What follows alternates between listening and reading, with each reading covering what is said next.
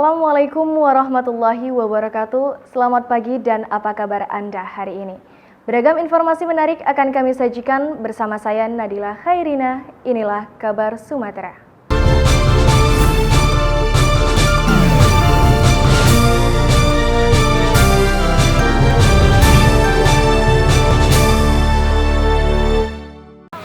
Dukungan masyarakat atas revisi dan pengesahan Undang-Undang TNI terus mengalir dari berbagai elemen masyarakat, salah satunya di Kabupaten Deli Serdang, Sumatera Utara. Ungkapan rasa syukur atas DPR RI secara resmi telah mengesahkan revisi rancangan Undang-Undang tentang perubahan atas Undang-Undang Nomor 34 Tahun 2004 tentang Tentara Nasional Indonesia menjadi Undang-Undang Tentara Nasional Indonesia atau UU TNI. Sejumlah elemen organisasi pemuda dan mahasiswa turun ke jalan untuk mendeklarasikan dukungan terhadap Tentara Nasional Indonesia, di mana mereka menyampaikan dukungannya saat menggelar kegiatan sosial berbagi takjil Ramadan kepada pengguna jalan, tepatnya di Jalan Imam Bonjol, Kecamatan Lubuk Pakam.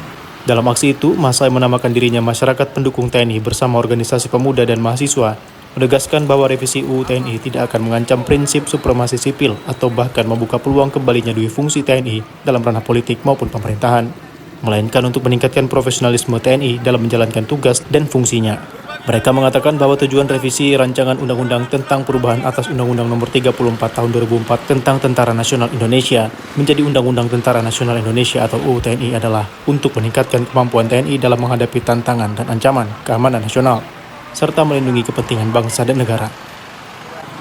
Kami dari Ormas Hubungan Mahasiswa berlokasikan pas tepat di Lubuk Pakam di depan Masjid Agung melaksanakan sosial atau berbagi takjil gratis kepada pengguna jalan, kepada masyarakat. Pada hari ini juga menunjukkan bahwa takjil gratis dari kita adalah merupakan bentuk sosial kita kepada masyarakat yang ada di Lubuk Pakam, khususnya Kabupaten Deli Serdang. Tidak hanya menyuarakan dukungan, kolaborasi antara elemen masyarakat, ormas, dan mahasiswa pencinta TNI dengan berbagi takjil di bulan Ramadan. Terlihat peserta aksi dengan antusias membagikan takjil kepada pengendara dan pejalan kaki menjelang waktu berbuka puasa dan disambut gembira oleh ribuan warga Deli Serdang ketika pelaksanaan berbagi takjil berlangsung. Dari Deli Serdang, tim TV One mengabarkan.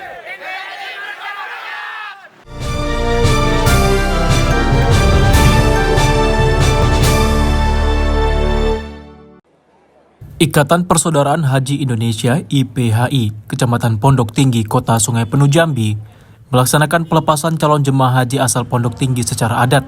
Pelepasan jemaah calon haji asal Pondok Tinggi ini dilakukan di dalam Masjid Agung Pondok Tinggi, dihadiri oleh tokoh masyarakat, alim ulama dan pemerintah daerah Kota Sungai Penuh, dan lapisan masyarakat Pondok Tinggi serta para calon jemaah haji yang akan berangkat ke Tanah Suci.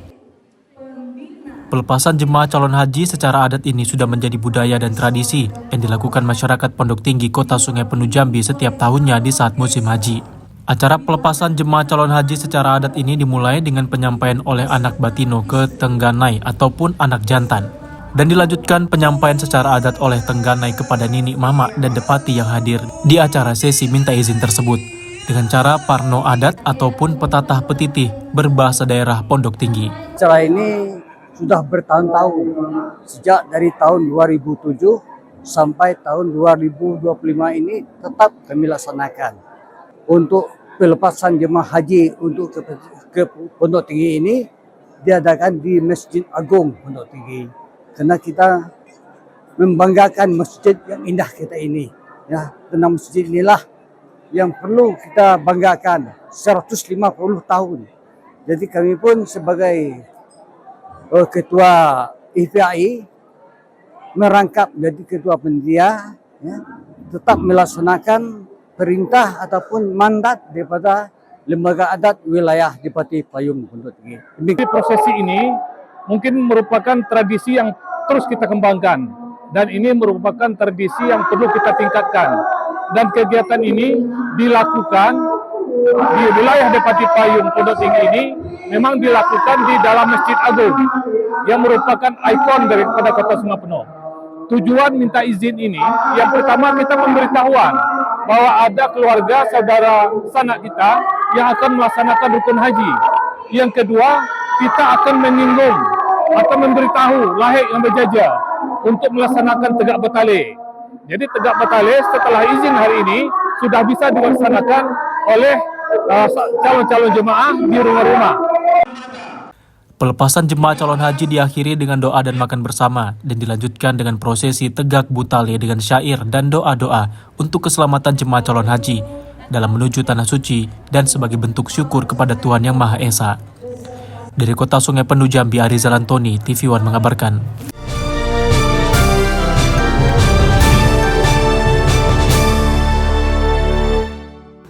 DPRD Kota Palembang menggelar rapat paripurna ke-8 masa persidangan 2 tahun 2025 dengan agenda pemandangan umum fraksi-fraksi terhadap laporan keterangan pertanggungjawaban Wali Kota tahun 2024. Sebanyak 8 fraksi telah menyampaikan pandangan umumnya. Berbagai saran dan masukan pun telah disampaikan dan diharapkan segera ada evaluasi dan tindak lanjut. Adapun hal-hal yang tersampaikan yakni terkait penanganan banjir, penataan parkir, perbaikan lampu jalan, hingga evaluasi proses penerimaan peserta didik baru. Saya kira itu kan sesuatu yang positif semua ya. Tanggapan dari para fraksi akan jadi bahan masukan khususnya bagi saya maupun dengan Pak Wakil. Saya kira cukup konstruktif semua masukan-masukan dari para fraksi tadi. Oke. Pak Wali tadi ada berbagai hal yang ditanggapi sama anggota Dewan, mulai dari penerangan, banjir, Pak Wali. Ya, mungkin itu kemacetan mungkin seperti apa? Semua jadi program prioritas saya dan pelan-pelan ini sudah kami laksanakan semua. Penyampaian serta tanggapan dari fraksi-fraksi akan menjadi bahan evaluasi dari pemerintah Kota Palembang dan apa yang menjadi prioritas secara bertahap akan diselesaikan. Sudah sama-sama kita dengarkan bahwa masukan-masukan dari masyarakat di seluruh Kota Palembang, dari seluruh kecamatan dan seluruh dapil, bahwa dalam pandangan tadi sudah disampaikan seluruh permasalahan yang memang urgent dan ini menjadi prioritas DPRD pada saat kami kampanye dan janji-janji pemerintah kota itu sendiri. Jadi ini sudah sangat lengkap dan kami tinggal minta eksekutor dari pemerintah itu sendiri. Mungkin hal-hal yang krusial yang akan dalam waktu depan yang akan kita dorong mungkin? Yang pasti banjir, kita lihat tahu kalau 5 menit 10 menit ini yang menjadi skala prioritas. Dan ini akan kita dorong dari penanganan baik anggarannya di pemerintah kota itu sendiri, pengajuan dari dinas terkait. Dari Palembang, Sumatera Selatan, Febriansyah, TV One melaporkan.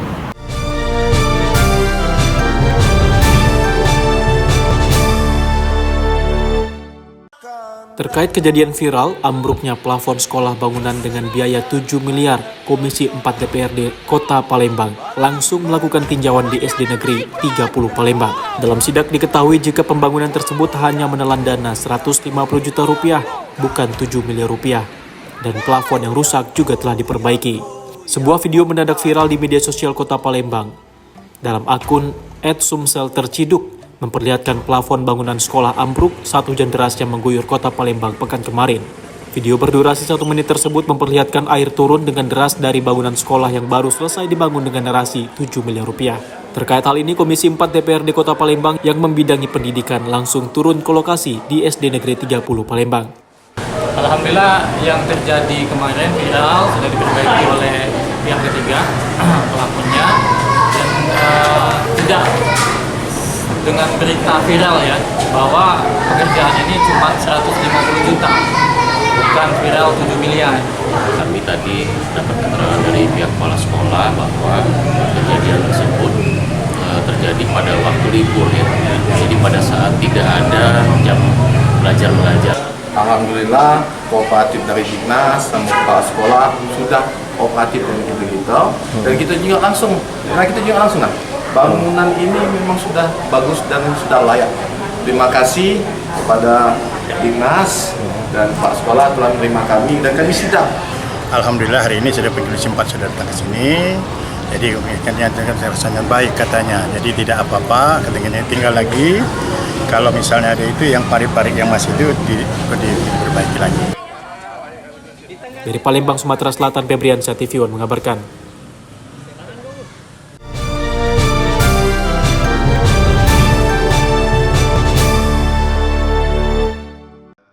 Tourism Malaysia akan memperluas jangkauan promosi pariwisatanya dengan memperkenalkan destinasi-destinasi menarik di wilayah yang selama ini belum banyak dikunjungi wisatawan. Langkah ini menjadi bagian dari kampanye besar Visit Malaysia di Indonesia. Pada acara Visit Malaysia 2026, Destination Seminar and Business Networking yang berlangsung di JW Marriott Hotel Medan, Sumatera Utara, Tourism Malaysia akan menggalakkan kunjungan wisata ke berbagai wilayahnya.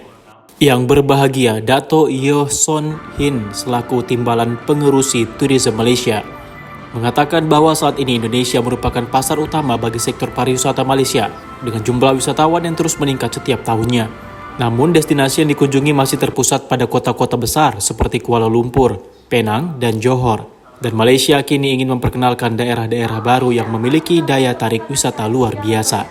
Pada acara tersebut, Tourism Malaysia meluncurkan program promosi khusus untuk mendorong keberangkatan dari 4 kota besar di Indonesia, yakni Medan, Yogyakarta, Jakarta, dan Surabaya, mulai tanggal 11 hingga 18 April, dengan melibatkan berbagai pihak mulai maskapai penerbangan, agen perjalanan, serta pelaku industri perhotelan dari Malaysia yang akan bertemu langsung dengan mitra bisnis mereka di Indonesia.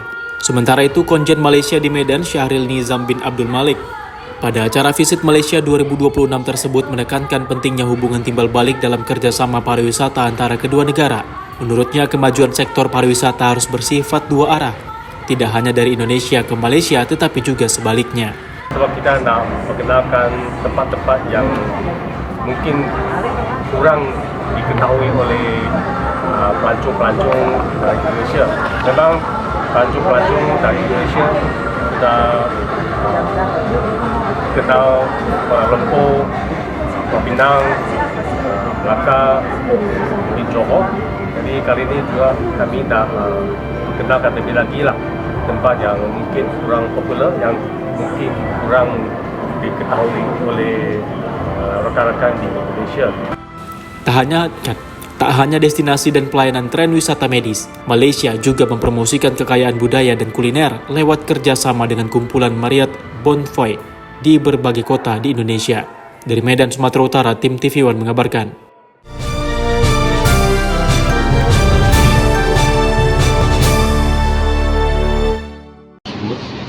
Kami, pasangan nomor 2 saya dengan Adina Rifai, menghimbau kepada seluruh masyarakat Palau agar ikuti proses, ikuti mekanisme, jangan mau diadu domba, jangan mau diprovokasi. Kita ingin PSU ini berjalan aman, damai, tidak terjadi apa-apa.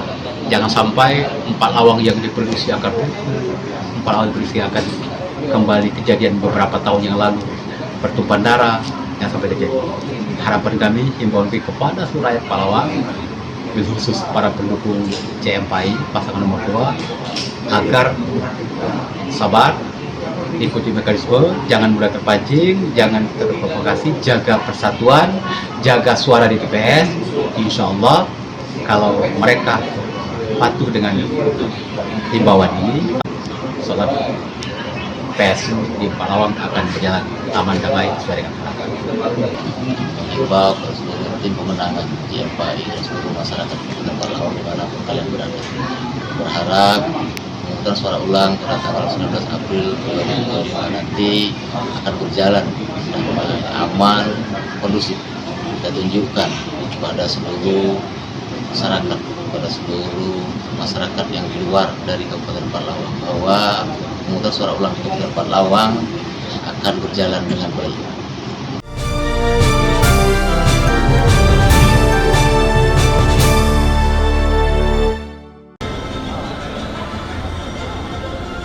Komisi Pemilihan Umum Daerah KPUD Kabupaten Empalawang, Sumatera Selatan menggelar debat publik dalam rangka pelaksanaan tahapan pemungutan suara ulang Pilkada Empalawang tahun 2024. Baik, terima kasih. Kami persilakan untuk kembali ke tempat. Panelis yang tentunya sebanyak 2 pasangan calon bupati dan wakil bupati yang mengikuti kontestasi pada PSU kali ini, yakni pasangan nomor urut 1 Budi Antoni Al-Jufri, Eni Ferawati, dan pasangan nomor urut 2 Joncik Muhammad Arifai.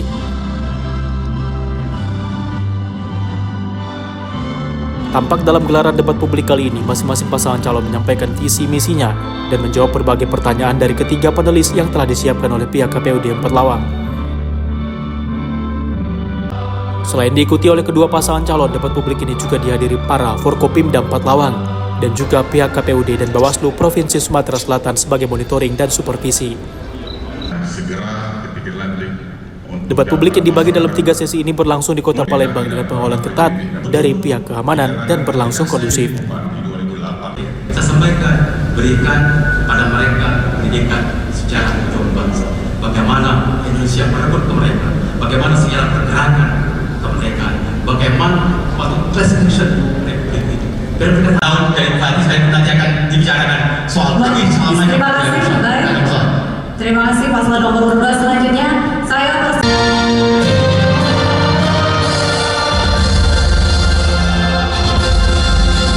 dan pahlawan 5 tahun berturut-turut pasca saya pun tetap. Dari Kota Palembang, Sumatera Selatan, tim TV One mengabarkan. akan menjadi bahan pada debat publik.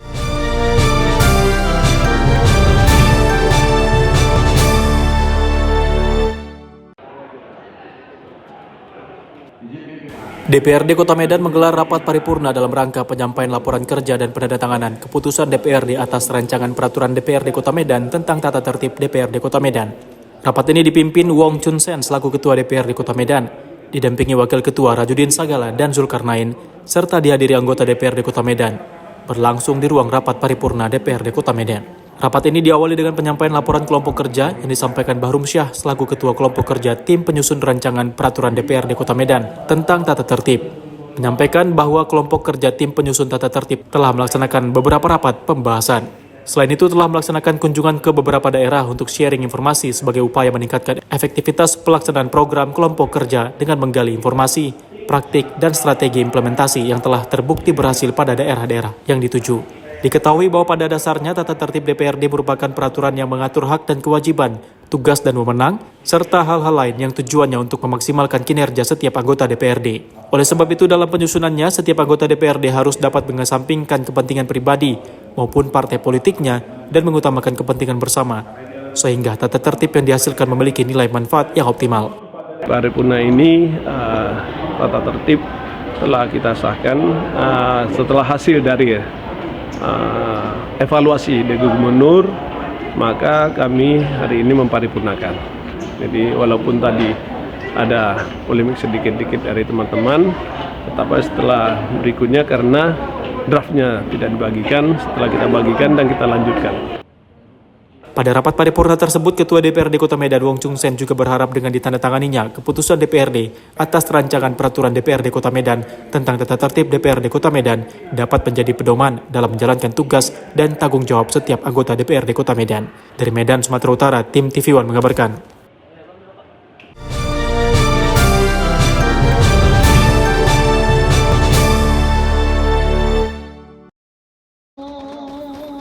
Menyambut malam Lebaran 1446 Hijriah, pemerintah Kabupaten Asahan, Sumatera Utara melaksanakan pawai mobil hias yang mengelilingi kota kisaran Asahan. Sebanyak 125 mobil hias berbagai bentuk hadir di tengah-tengah warga.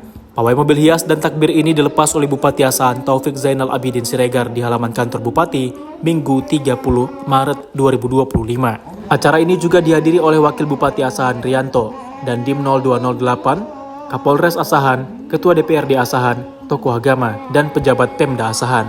Sebanyak 125 mobil hias dari masing-masing kantor di lingkungan pemerintah Kabupaten Asahan disiapkan untuk dapat berkeliling di seputaran kota.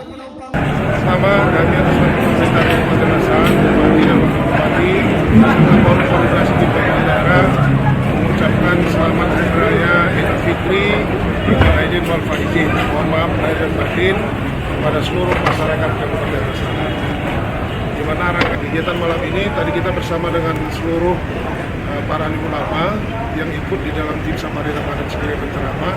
Kita tadi sudah sholat berbuka puasa bersama, kemudian juga melaksanakan sholat maghrib, sholat isya, dan juga melepas kegiatan untuk karnaval ini. Dan juga sebelumnya kita bersama koordinasi pimpinan daerah sudah meninjau beberapa pos keamanan di wilayah Kabupaten Asahan, termasuk salah satu rawan kemacetan karena pintu tol gerbang itu pertama masuk keluar masuknya dari India. Taufik juga menambahkan tentang kegiatan yang dilaksanakan Pemda Asahan yakni Safari Ramadan, pengumpulan zakat, sumbangan kaum duafa, dan lainnya. Kesempatan ini dimanfaatkan oleh warga untuk menyaksikan pawai yang digelar setiap tahunnya. Dari Asahan, Sumatera Utara, Jasa Menurung, TV One mengabarkan.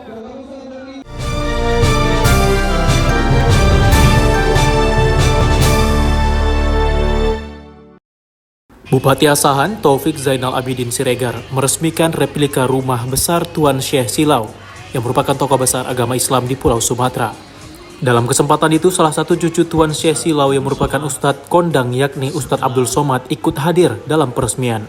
Dalam menjaga dan melestarikan budaya di Kabupaten Asahan, Bupati Asahan akan mempertahankan dan melestarikan nilai-nilai budaya yang ada di Kabupaten Asahan. Salah satu nilai budaya yang dilestarikan oleh Bupati Asahan adalah Rumah Besar Tuan Se Silau. Dengan membangun replika rumahnya di Desa Silau Lama, Kecamatan Silau Laut, yang diresmikan langsung oleh Bupati Asahan Taufik Zainal Abidin Siregar.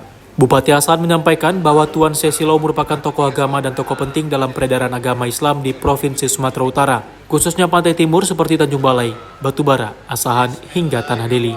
Pemerintah Kabupaten Asahan saat ini juga sedang mendata bangunan bersejarah untuk disahkan menjadi milik Pemda, sehingga dapat dilestarikan. Dalam kesempatan itu turut hadir Ustadz Abdul Somad yang merupakan cucu dari Tuan Se Silau Laut, sekaligus memberikan ceramah kepada warga dan undangan yang hadir.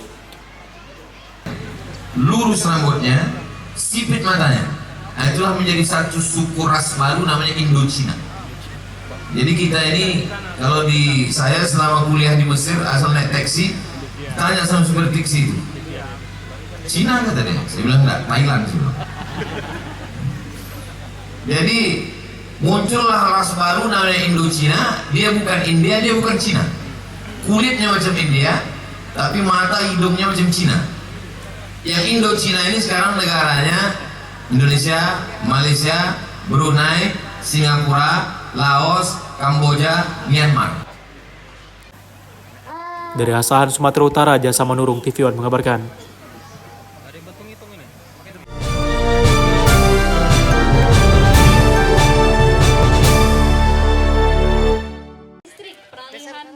Gubernur Sumatera Selatan Herman Deru didampingi oleh Bupati Musi Banyuasin HM Toha, serta Wakil Bupati Rohman dan GM PLN Unit Induk Sumsel Jambi Bengkulu Adi Herlambang meresmikan peralihan pelanggan listrik dari PT Muba Electric Power atau MEP ke aliran listrik ke Perusahaan Listrik Negara atau PLN Persero.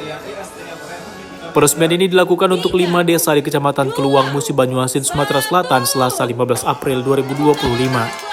Awal peralihan listrik PLN ini dari PT MEP sebanyak 56.112 pelanggan di 14 kecamatan di wilayah Musi Banyuasin, demi meningkatkan pelayanan kepada masyarakat untuk lebih efisien dalam menggunakan listrik. Sebab untuk pembayaran listrik PLN ini bisa berkurang hingga mencapai 40%. Muba Electric Power, Forkompinda, dan segenap pemerintahan sampai dengan tingkat desa yang telah membantu dalam perjuangan pengalihan aliran listrik dari PT MEP tadinya kepada PT PLN yang sudah secara simbolik tadi kita switch on. Mudah-mudahan ini akan menjadikan kebutuhan rumah tangga masyarakat khususnya dalam kebutuhan listrik menjadi lebih efisien, dan ini dapat mereduksi pembayaran PLN-nya lebih kurang 40% sampai 50%. Secara konsisten, pengalihan jaringan listrik dari PT MEP ke PLN di Musi Banyuasin sangat membantu warga untuk Muba maju lebih cepat. Dari Musi Banyuasin, Sumatera Selatan, Puja Kusuma, TV One mengabarkan.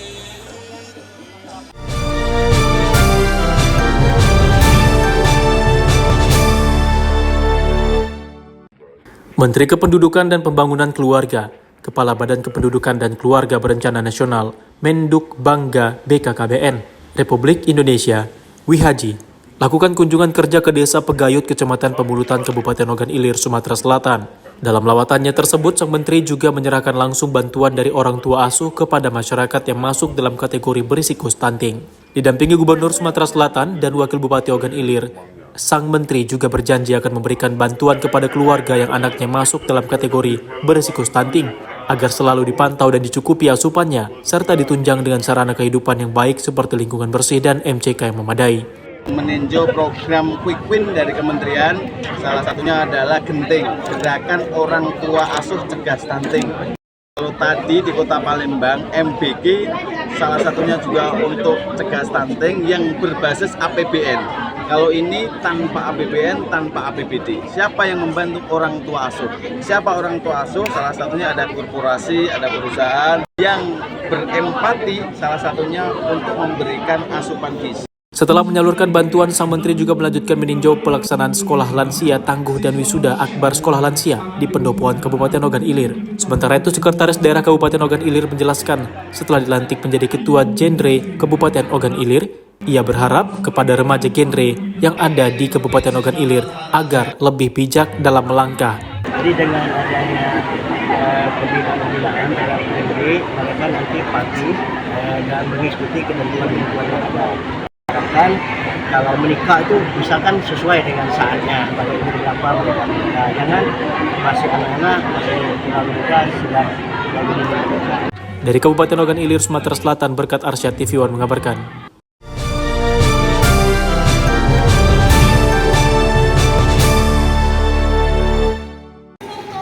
Dandim 0212 Tapanuli Selatan Letkol ARM Deli Yuda Adi Nur Cahyo menggelar kuliah umum di Universitas Islam Negeri Syekh Ali Hasan Ahmad Adari, UIN Syahada, Padang Sidempuan, dan Institut Pendidikan Tapanuli Selatan.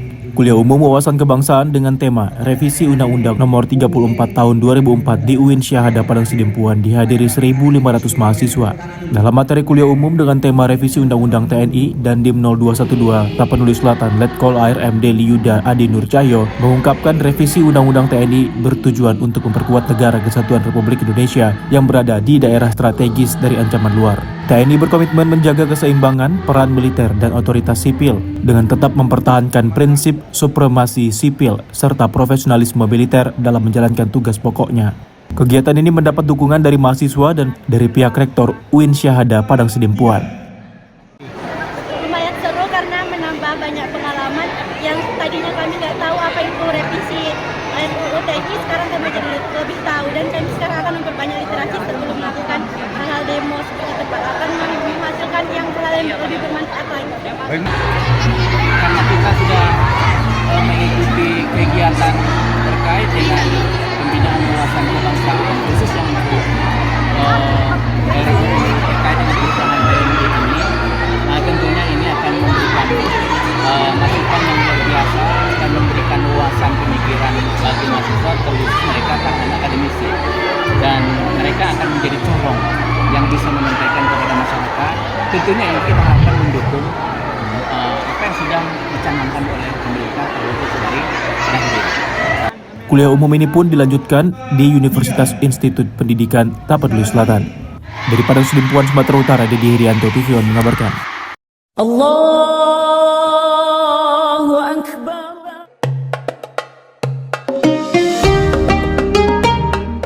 Assalamualaikum warahmatullahi wabarakatuh. Saya Haji Muhammad Toha. Saya Rahman. Atas nama keluarga dan pemerintah Kabupaten Musi Banyu Asin mengucapkan Selamat Hari Raya Idul Fitri 1446 Hijriah. Mohon maaf lahir dan batin.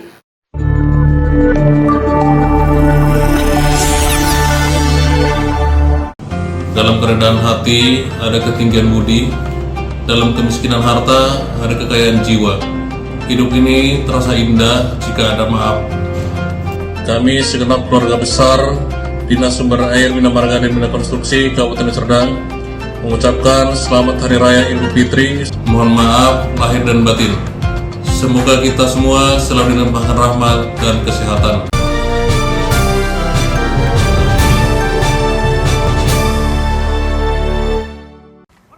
Untuk pertama kalinya, Pangdam 1 Bukit Barisan, Majen TNI Rio Firdianto, didampingi Ketua Persid Kartika Chandra Kirana Daerah 1 Bukit Barisan, Galuh Rio Firdianto, melaksanakan kunjungan kerja ke Makorem 023 Kawal Samudra di Kota Sibolga, Selasa 22 April 2025. Tiba di Makorem, Pangdam beserta Ketua Persid langsung disambut oleh Danrem 023 Kawal Samudra, Kolonel Infanteri Jansen P. Nainggolan, dan Ketua Persid Angel Jansen, serta seluruh prajurit Satuan Komando dari Korem 023 Kawal Samudra. Dalam arahannya, Majen TNI Rio Firdianto menyampaikan rasa bangganya menjadi Pangdam 1 Bukit Barisan karena prajuritnya mempunyai semangat dan energi yang luar biasa. Usai memberikan pengarahan, Pangdam langsung meresmikan rumah dinas prajurit TNI AD di Jalan Jetro, Hutagalung, Kelurahan Sarudik, Kabupaten Tapanuli Tengah. Selanjutnya, Pangdam melakukan kunjungan kerja ke Balike, Kabupaten Toba, Sumatera Utara. Berlokasi di lapangan sepak bola Desa Lumban Gaul, Kecamatan Balegi, Kabupaten Toba, Pangdam 1 Bukit Barisan menghadiri bakti sosial TNI berupa pengobatan gratis kepada ratusan masyarakat. Ia juga membagikan bantuan sosial berupa sembako kepada masyarakat. Selanjutnya Pangdam bersama prajurit TNI dan elemen masyarakat melakukan aksi bersih-bersih eceng gondok di pinggir Danau Toba. Pembersihan dilakukan dalam program TNI bertajuk TNI Manunggal Memelihara Danau atau menjadikan kawasan Danau Toba yang asri. Melalui Bersama Angkatan Darat melaksanakan pembersihan di wilayah Danau Toba. Kami berkolaborasi dengan seluruh pemerintah daerah. Ada bupati di sini, ada Bupati Samosir, kemudian Bupati Bas, Bupati Toba, dan Bupati Tabanan Utara. Dengan seluruh stakeholder dan seluruh pemerintah masyarakat kita kerja di 7 titik yang hari pagi ini kita kerjakan di Danau Toba. Kegiatan ini pun diharapkan dapat berkesinambungan untuk menjaga keasrian Danau Toba. Dari Sumatera Utara, Suwandi Panggabean, Sadan Situmorang, TV One mengabarkan.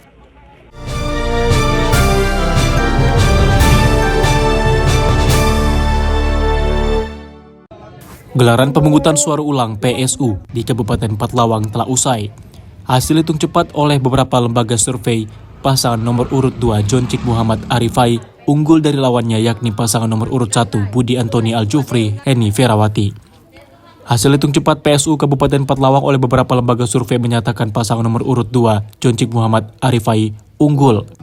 Menurut salah satu lembaga survei yakni Lembaga Kajian Publik Indonesia LKPI, pasangan Joncik Muhammad Arifai memperoleh suara sebesar 63,87%. Sementara pasangan Budi Antoni Aljufri Heni Ferawati memperoleh suara sebanyak 36,13%. Sementara hasil hitung cepat yang dilakukan oleh Pusat Tabulasi pasangan Joncik Muhammad Arifai, pihaknya memperoleh suara sebesar 69,48%. Sedangkan pasangan Budi Antoni Aljufri Heni Ferawati mendapatkan suara sebesar 38,27%. Kepada awak media, Joncik Muhammad Arifai meminta kepada seluruh masyarakat Pathlawang agar dapat segera kembali bersatu dan melupakan segala perbedaan pada saat PSU yang lalu. Alhamdulillah, kita bersama jalan lancar sampai dengan pelaksanaan. Berkaitan dengan kasus ada beberapa hal yang sampaikan. Pertama, ucapan terima kasih untuk kami terhadap seluruh tim pemenangan GFI, seluruh rakyat Pathlawang yang hari ini telah menunaikan tugasnya melaksanakan pemungutan suara di masing-masing TPS. Alhamdulillah saya dengan GFI berdasarkan hitung cepat dan real count yang kami buat, kami menang di angka 60,30%. Alhamdulillah. Kemenangan ini bukan hanya kemenangan tim pemenang GFI, tapi kemenangan rakyat Pathlawang. Menurut Joncik, hasil hitung cepat ini biasanya tidak akan jauh berbeda dengan hasil sebenarnya. Namun untuk memastikan semuanya masih menunggu pengumuman resmi dari pihak KPUD Pathlawang. Dari Pathlawang, Sumatera Selatan, tim TV One mengabarkan.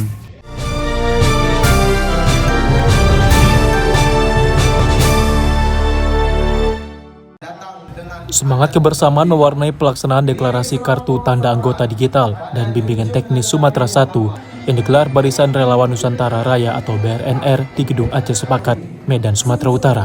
Kegiatan deklarasi di Medan menjadi momen penting dalam konsolidasi relawan pendukung pemerintahan Prabowo Subianto dan Gibran Rakabuming Raka, sekaligus memperkuat struktur organisasi DPW BRNR Sumatera Utara hingga ke akar rumput.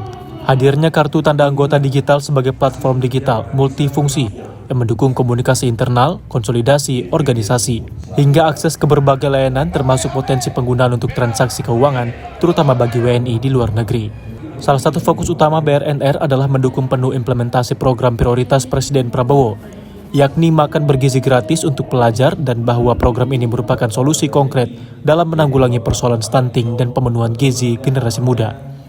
Organisasi relawan ini pun telah membentuk struktur kepengurusan secara lengkap di 38 provinsi, 514 kabupaten kota, dan 52.000 desa kelurahan di Indonesia.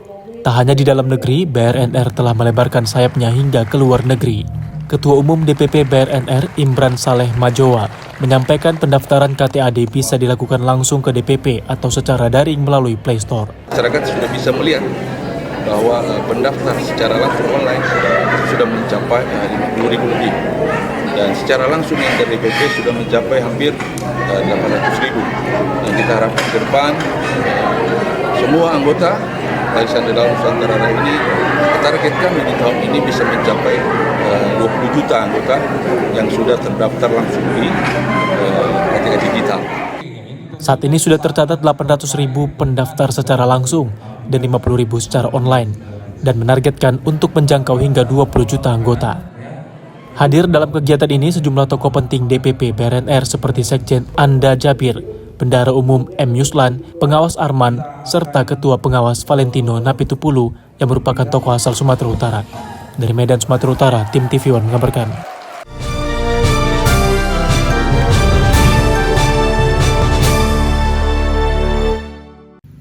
Sebanyak 19 siswi CHIJ Katong Primary Singapura mengikuti Medan School Immersion Program ke Sekolah Kristen Kalam Kudus Medan pada Selasa 22 April 2025. Siswi-siswi tersebut akan mengikuti berbagai kegiatan bersama siswa dan siswi Sekolah Kristen Kalam Kudus sejak 22 hingga 25 April 2025 mendatang. 19 siswi dan guru dari CHIJ tiba di Sekolah Kristen Kalam Kudus Jalan Haji Adam Malik, Kota Medan, Sumatera Utara. Tiba dengan menggunakan bus, mereka langsung disambut oleh para siswi dengan tarian adat. Usai disambut, siswi-siswi dari Singapura ini dijamu makan siang di dalam ruangan.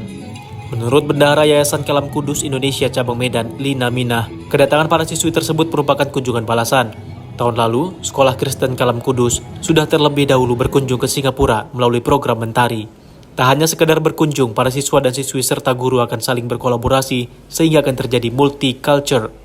Sekolah Kristen Kalam Kudus Medan senang hati dan menyambut hangat kepala sekolah, guru dan siswa sekolah dasar CHIJ Katong dari Singapura. Sekolah kita ini sudah ada student exchange ke Singapura. Kenapa bukan hanya study tour, tapi student exchange?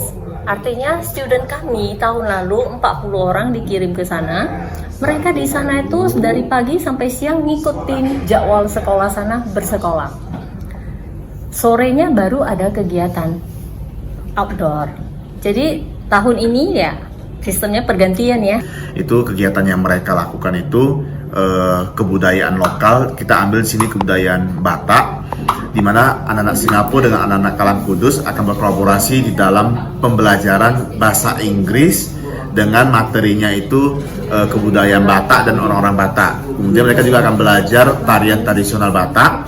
Kemudian juga mereka akan belajar bagaimana memainkan alat musik tradisional Batak, kemudian mewarnai di tote bag yang dari kain kanvas dengan motif gorga Batak. Menjadi goal dari Sekolah Kalam Kudus adalah mereka Sekolah Kalam Kudus kepingin berpartner dengan sekolah yang di luar negeri. Karena itu kami memfasilitasi untuk membangun hubungan ini sehingga itu terjadi. Dari Medan, Sumatera Utara, Alfiansyah, TV One mengabarkan.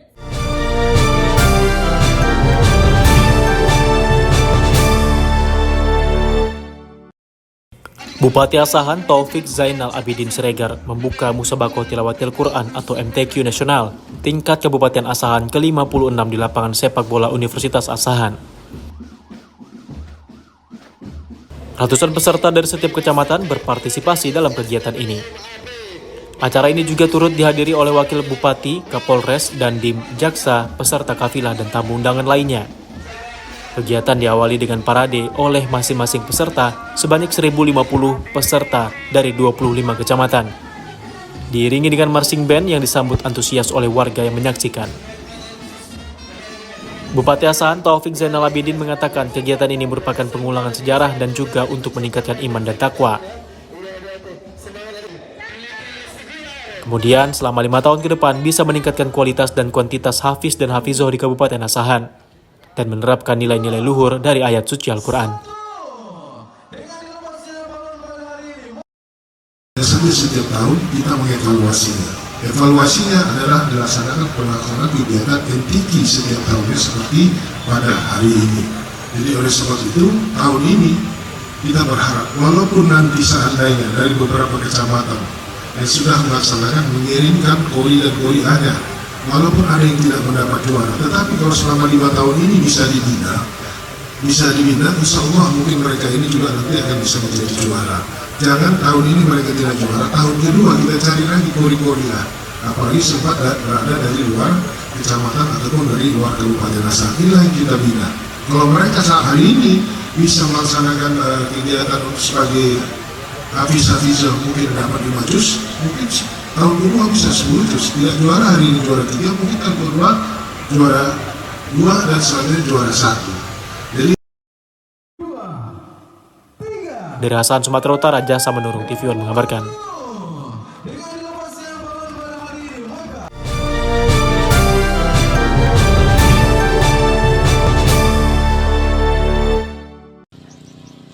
Dalam rangka mendukung swasembada pangan, pemerintah Kabupaten Ogan Komering Ulu, Oku Timur, turut melaksanakan gerakan tanam padi serentak 14 provinsi bersama Presiden Republik Indonesia Prabowo Subianto melalui Zoom meeting di lahan persawahan Balai Pelatihan Sumber Daya Manusia Pertanian atau disingkat BPSDMP yang berada di Desa Pracak, Kecamatan Bungamayang. Hadir dalam kegiatan tersebut Kementerian Pertanian RI yang diwakili oleh Direktur Hilirisasi Hasil Perkebunan, kemudian Forkopimda, serta perwakilan dari unsur TNI dan Polri.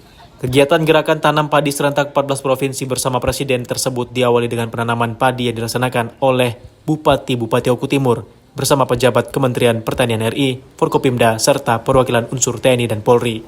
Kemudian kegiatan dilanjutkan dengan Zoom meeting bersama Presiden Republik Indonesia Prabowo Subianto yang juga tengah melakukan penanaman padi serentak di Kabupaten Ogan Ilir, Provinsi Sumatera Selatan. Bupati Oku Timur, Lanosin, menyampaikan cita Presiden Republik Indonesia selaras dengan target 1 juta ton gabah kering pertanian di Kabupaten Ogan Komering Ulu Timur. Hari ini kita bercocok tanam padi dilakukan di beberapa titik di kabupaten se-Indonesia, dan hari ini kita bercocok tanam di Kabupaten Oku Timur. Ini bersama Bapak yang mewakili dari Kementerian serta Forkopimda lainnya. Semoga dengan menanam padi ini kita semua dapat barokah. Amin. Demi menggiatkan dan meningkatkan produksi pangan yang ada di Kabupaten Oku Timur, terkhusus padi, artinya kita harus lebih bersemangat lagi dengan programnya Bapak Presiden yang sudah jelas. Dari Kabupaten Oku Timur, Sumatera Selatan, Herman Sawiran, Bagus Miargo, dan Muhammad Taufik TV One mengabarkan.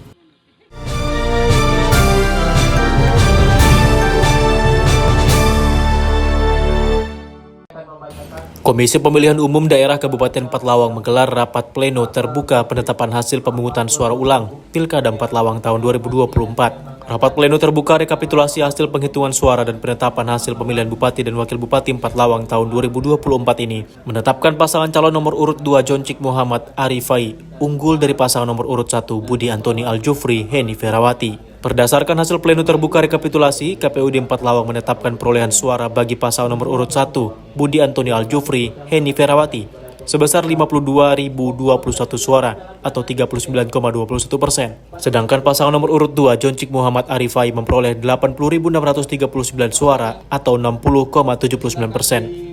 Terkait adanya salah satu saksi dari pasangan calon yang tidak bersedia menandatangani berita acara dalam pleno terbuka, Ketua KPUD Pathlawang Eskan Budiman menjelaskan hal ini biasa terjadi dalam dinamika demokrasi. Menurutnya, pihak KPUD Pathlawang telah melaksanakan seluruh rangkaian dan tahapan pelaksanaan pemungutan suara ulang dan telah dinyatakan selesai. Sementara hasil rekapitulasi perolehan suara telah disahkan dan diserahkan kepada masing-masing utusan pasangan calon.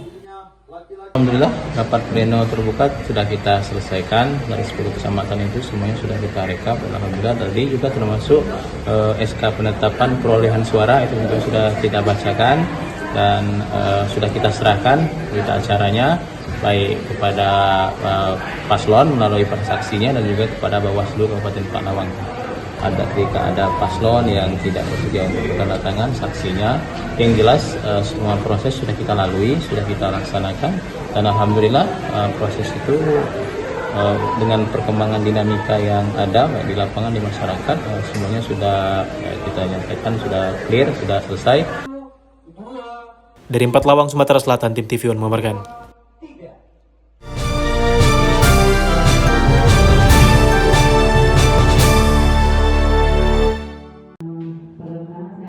Tenaga pendamping profesional Desa Kecamatan Kikim Timur, Kabupaten Sumatera Selatan, menggelar sosialisasi instruksi Presiden nomor 9 tahun 2025 tentang percepatan pembentukan Koperasi Desa Merah Putih dan sosialisasi Permendes nomor 09 tahun 2024 tentang Indeks Desa yang difasilitasi oleh pemerintah Kecamatan Kikim Timur dan Forum Kades Kikim Timur, serta dihadiri oleh 32 kepala desa sekecamatan Kikim Timur dan UPT Koperasi Kecamatan Kikim Timur. Dalam sosialisasi ini bertindak selaku narasumber yaitu tenaga pendamping yang memfasilitasi kepala desa di Kecamatan Kikim Timur dalam pelaksanaan implementasi pendapatan Indeks Desa tahun 2025 dan percepatan pembentukan Koperasi Desa Merah Putih.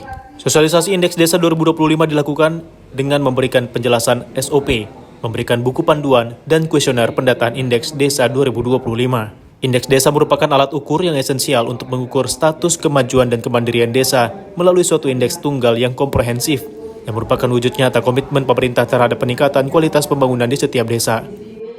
Kegiatan yang kita lakukan pada hari ini yaitu sosialisasi Koperasi Merah Putih. Kami selaku Camat Kikim Timur mendukung penuh terbentuknya Koperasi Merah Putih karena merupakan program nasional dari Bapak Presiden untuk membantu perekonomian di desa. Tujuan dari kita dari TPP Kikim Timur yaitu untuk mendampingi dan meningkatkan partisipatif masyarakat dalam mensukseskan kegiatan atau terbentuknya Koperasi Desa Merah Putih.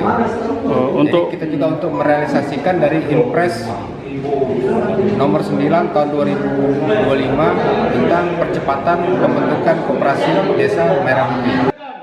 Dari Kabupaten Lahat, Sumatera Selatan, Ahmad Yudiansyah, TV One mengabarkan.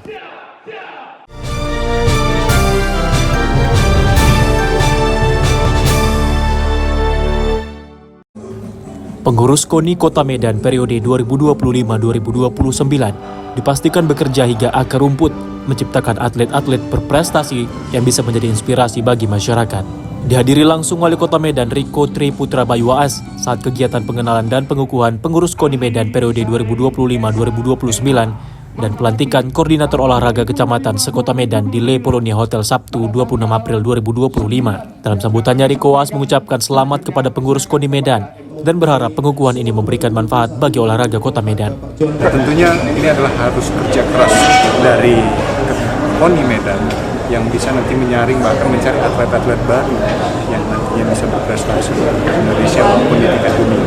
Ya, jadi memang kerja-kerja dari ketua yang baru, saya rasa sistem yang sudah adanya pasti tinggal bagaimana mengupdate-nya dan juga lebih merapikan lagi apa yang sudah ada. Ya, hari ini kegiatan kita perkenalan pengukuhan KONI Kota Medan masa bakti 2025-2029. Mungkin setelah hari ini nanti 10 hari ke depan kita ada rapat kerja.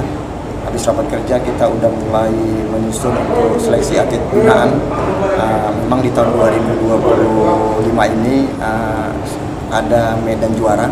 Yang biasa ada medan bangkit dan juara lapis pertama dan lapis kedua. Kita tidak ada lapis kedua, kita langsung buat lapis pertama.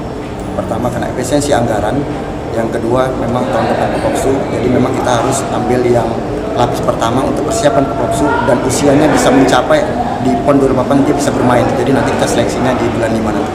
Acara ini turut dihadiri Kadispora Sumut diwakili Kabid PPO Budi Syahputra, Ketua KONI Sumut periode 2020-2024 John Ismadi Lubis, Kadispora Medan Tengku Khairuniza, anggota DPRD Medan Iswandi Ramli dan Adi Taufik, mantan Ketua KONI Medan Edi Hasibarani, perwakilan Kapolrestabes Medan, dan Dim 0201 BS, serta undangan lainnya.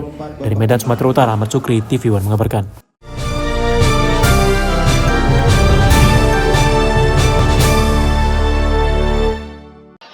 Resepsi pernikahan Ibtu Ishar, putra pertama pasangan Hasan Kohar dan Hajah Kartini, dengan Yuni Daziah, anak kedua dari pasangan Huzairin, dengan Dardanela, berlangsung meriah. Resepsi pernikahan yang digelar di Gedung Dharma Wanita di Kota Sekayu ini digelar pada Minggu 27 April 2025 dengan dihadiri ratusan undangan. Sebelumnya, ijab kabul kedua pengantin ini juga digelar di kediaman mempelai putri di kawasan Kota Sekayu.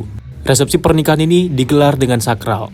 Kedua mempelai bak raja dan ratu yang juga digelar dengan persembahan pedang pora yang dilaksanakan oleh para perwira polisi dari Polres Musi Banyuasin. Atas pernikahan ini diharapkan kedua pasangan selalu dalam lindungan Allah Subhanahu wa Ta'ala, serta menjadi keluarga yang sakinah mawaddah warahmah dan segera diberikan momongan yang bisa membahagiakan kedua orang tuanya serta menjadi anak yang berbakti.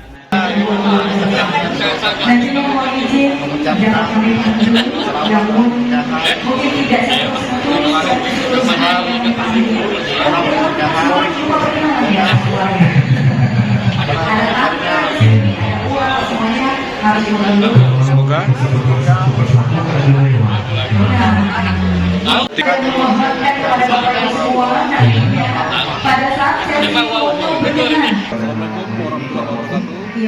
Tiga selamat datang kami ucapkan untuk Lurah Kelurahan Lengkong, Fadilah Mulyadi dan juga Kabak Sunda Polres Ulangi Kabak Polres Misi Banyuasin mengucapkan selamat dan berbahagia kepada rekan kami Inspektur 1 Polisi Izhar atas pernikahannya dan rezeki semoga menjadi keluarga yang samawa dunia dan akhirat dan segera diberikan keturunan yang soleh dan soleha. Assalamualaikum warahmatullahi wabarakatuh. Dari Musi Banyuasin, Sumatera Selatan, Puja Kusuma, TV One mengabarkan. Informasi tadi sekaligus menutup perjumpaan kita pada hari ini. Tetap perbarui informasi Anda melalui kanal YouTube TV One News dan kanal berita tv1news.com. Saya Nadila Khairina bersama rekan kerja pamit undur diri. Terima kasih dan sampai jumpa.